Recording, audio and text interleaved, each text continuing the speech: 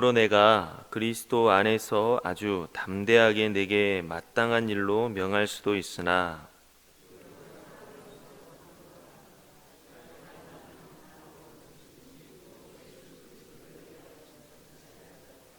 갇힌 중에서 낳은 아들 오네시모를 위하여 내게 간구하노라.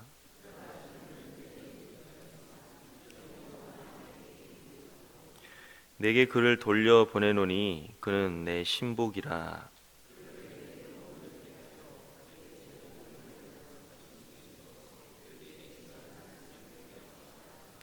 다만 내 승낙이 없이는 내가 아무것도 하기를 원하지 아니하노니 이는 너의 선한 일이 억지같이 되지 아니하고 자의로 되게 하려 함이라.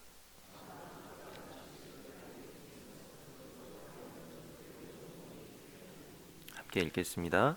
이후로는 종과 같이 대하지 아니하고 종 이상으로 곧 사랑받는 형제로 둘 자라. 내게 특별히 그러하거든 하물며 육신과 주 안에서 상관된 내게랴. 아멘. 예전에 유치부 이렇게 설교를 한번 들은 적이 있는데 한 전도사님께서 재밌는 비유를 하는 것을 들은 적이 있습니다. 아이들에게 빨간색을 안경을 쓰면 어떻게 보일까요? 빨갛게 보이고, 파란색 안경을 쓰면 어떻게 보일까요? 파랗게 보이고, 검정색 안경을 쓰면 어떻게 보일까요? 검정색으로 보이죠? 여러분, 우리는 예수님의 안경을 써야 됩니다. 예수님의 마음으로 바라봐야 됩니다. 이렇게 아이들에게 설교하는 것을 듣고 감동을 받은 적이 있습니다. 여러분, 우리가 그리스도인으로 살아간다라고 하는 것은 예수님의 안경을 쓰고 살아가는 것이다 라고 또 말로 할 수도 있을 것 같습니다. 그것은 다른 것이 아니라 예수님이 바라보는 시선으로 세상을 바라보는 것입니다. 우리가 서로 이야기를 나누다 보면 각자 가지고 있는 여러 가지 자기만의 생각과 또 가치관과 세계관을 가지고서 이야기를 합니다. 그리스도인들은 바라보는 시각과 또 생각과 마음에 품는 마음이 바로 예수님의 마음과 예수님의 생각으로 살아가는 것이 바로 그리스도인이다라고 우리가 생각해 볼 수가 있을 것 같습니다. 우리가 오늘 읽은 말씀을 보면 그런 예수님의 시선을 우리가 함께 배울 수가 있는데 바로 이 어제의 말씀 우리가 함께 나눴던 것처럼 사도 바울이 빌레몬이라고 하는 사람한테 너에게 해를 끼치고 도망쳤던 그 오네시모라고 하는 종을 용서해 줘라. 그리고 그 이상으로 종의 이상으로 형제와 같이 대해 줘라라고 이야기를 하고 있습니다. 우리 한번 16절 말씀 다 같이 한번 읽어보겠습니다. 16절 이후로는 종과 같이 대하지 아니하고 종 이상으로 곧 사랑받는 형제로 둘 자라. 내게 특별히 그러하거든 하물며 육신과 주 안에서 상관된 내게랴. 아멘. 지금도 우리에게 해를 끼치는 사람에게 우리가 용서의 마음을 품는 것은 정말 쉽지 않은 일인데 하물며 그때 당시 죽이고 싶으면 주인이 마음대로 죽일 수 있고 팔고 싶으면 팔 수 있는 그 도망쳤던 노예를 용서해 주고 용서해 주는 것을 뛰어넘어서 형제처럼 대하라라고 사도 바울은 이야기하고 있습니다. 우리가 알다시피 예수님께서도 유독 용서를 많이 강조하셨습니다. 그리스도인의 정신에 대해서 그 특징에 대해서 이런저런 단어로 설명할 수 있겠지만 그 중에 하나는 용서입니다. 우리가 사랑, 자비, 인애 이런 여러 가지 그리스도를 나타내는 단어들이 있는데 예수님께서는 그 구체적인 실천으로 용서를 그렇게 매우 강조를 하셨습니다. 우리가 잘 알다시피 주기도문에서도 예수님께서 말씀하시기를 우리에게 죄를 지은 자를 사하여 준 것처럼 우리의 죄를 사하여 주시옵소서, 용서하여 주시옵소서라고 기도를 하라고 하셨습니다. 주기도문을 가르치고 난 이후에 예수님은 또 강조하셨는데 너희가 사람의 잘못을 용서하면 하늘아버지께서 너희의 잘못을 용서하시려니와 너희가 용서하지 아니하면 너희 아버지도 용서하지 아니하시리라 라고 말씀하셨습니다. 이렇게 예수님께서 용서를 강조하셨습니다. 하지만 우리들은 사실 그렇게 하기가 쉽지가 않습니다. 그래서 예수님께서 한 가지 비유까지 들어주셨는데 마태복음 18장에 보니까 왕에게 10,000달란트 빚진 한 사람이 자기에게 100데나리온 빚진 사람과의 그 관계에서 자기는 엄청난 돈을 탕감을 받은 은혜를 받았지만 자기에게 조금 탕감을 받아서 자기에게 조금 빌려서 갚지 못한 사람을 용서해 주지 못하면 어떻게 되겠느냐, 다시 왕에게 잡혀서 감옥에 갇힐 것이다 라고 말씀하시면서 우리에게 용서의 필요성을 또 알려주셨습니다. 우리는 그런 말씀을 보면서 두려운 마음에 혹시나 하나님이 또 나를 나쁘게 보지 않으실까, 용서하지 않으실까 하는 그러한 마음에 우리가 하려고 애를 쓰는데, 우리 예수님께서는 억지로 하는 것이 아니라 자원하는 마음으로 하기를 원하실 것입니다. 그렇다고 한다면 용서를 하라고 하신 하나님의 이 말씀에는 어떠한 마음이 담겨져 있을까요? 무엇보다도 사람을 살리고자 하는 마음일 것입니다. 아무리 죄인이라고 하고 악한 자라 할지라도 예수님께서는 살리기를 원하셨습니다. 우리들은 다른 사람들 생명을 살리는 것에는 그렇게 큰 관심이 없습니다. 특별히 죄악되고 또 자격이 없다라고 생각하는 사람은 우리는 살리기는커녕 마땅히 죽어야 한다라고 생각합니다. 마땅히 죽어야 되고 또 죽여야 된다라고 생각하는 것이 사람의 마음입니다. 그런데 하나님께서는 바로 살리기를 원하신다라고 하는 것입니다. 누가복음 15장을 보면 세리와 죄인들이 예수님과 함께 가까이 할 때 바리새인과 서기관들이 수군거리면서 저 사람은 누구길래 죄인을 영접하고 음식을 같이 먹을까 이렇게 수군거렸습니다. 그때 예수님께서는 죄인과 어울리는 것을 이해하지 못하는 사람들에게 세 가지 비유를 알려주셨는데, 잃은 양을 찾은 목자의 비유, 잃은 드라크마를 찾은 여인의 비유, 또 잃은 아들을 되찾은 우리가 잘 아는 그 아버지의 비유를 들려주셨습니다. 그러시면서 하시는 말씀이 내가 너희에게 이르노니 죄인 한 사람이 회개하면 회개할 것 없는 의인 99으로 말미암아 하늘에서는 기쁨이 더할 것이다. 또 그 첫째 아들에게는 내 동생은 죽었다가 살아났으며 내가 잃었다가 얻었는데 우리가 즐거워하고 기뻐하는 것이 마땅하지 아니하냐라고 말씀하셨습니다.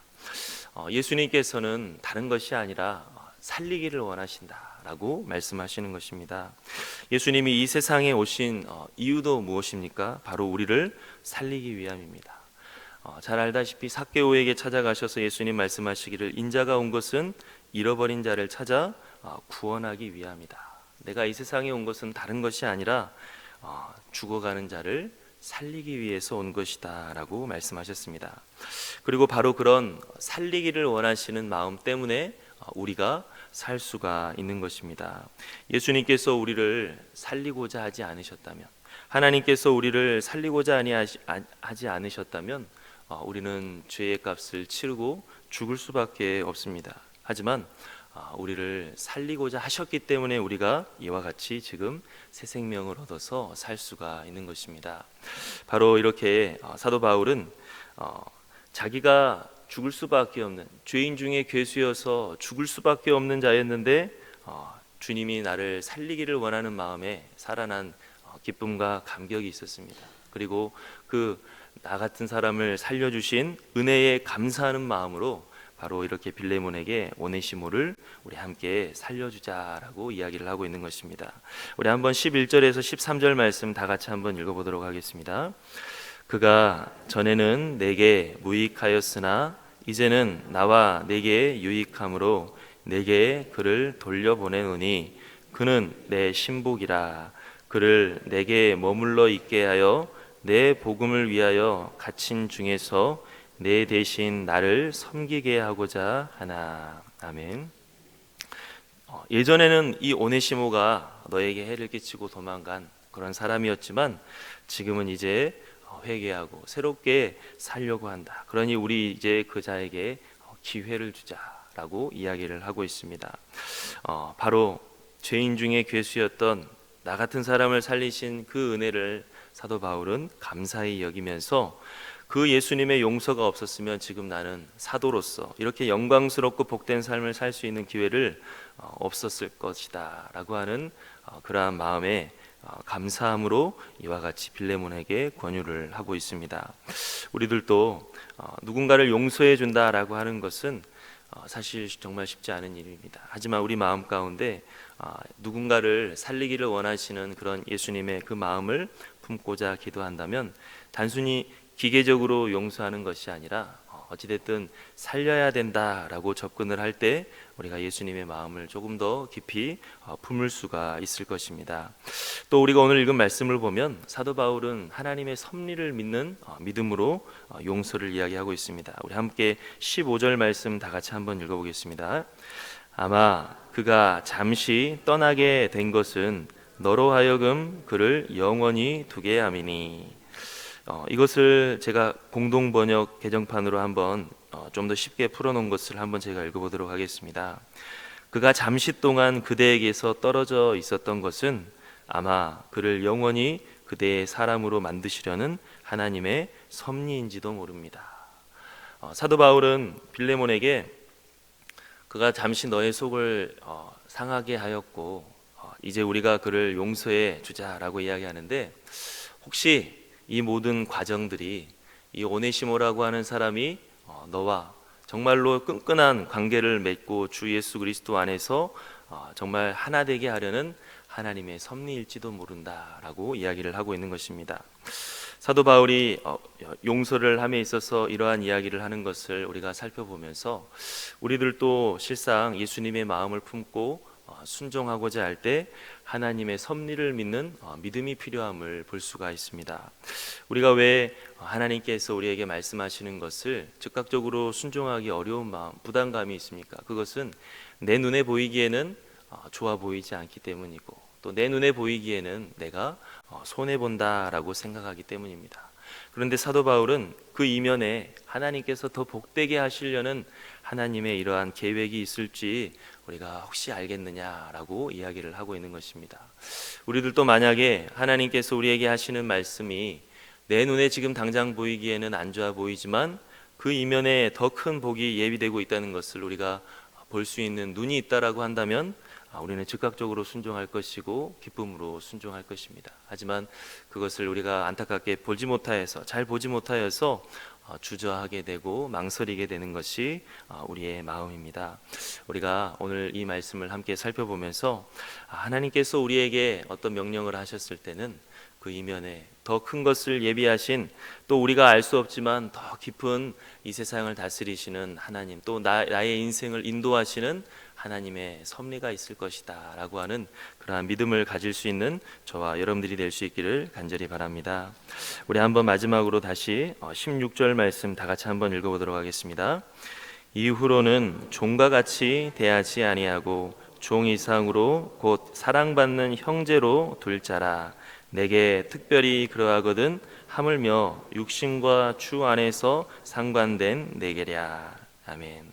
사도 바울은 빌레몬에게 자기 종을 종 이상으로 정말 형제와 같이 대하라라고 하고 있습니다. 당시에 노예 제도가 있던 사회에서는 정말 쉽지 않은 말입니다.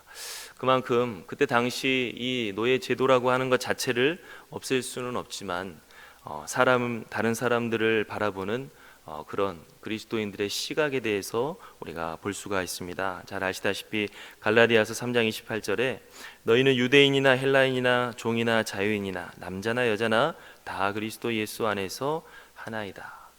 성별이 다르고 종족이 다르고 신분이 달라도 예수님 안에서는 서로 한 가족이고 서로 존귀한 자로 여겨라 라고 말씀하고 있는 것입니다.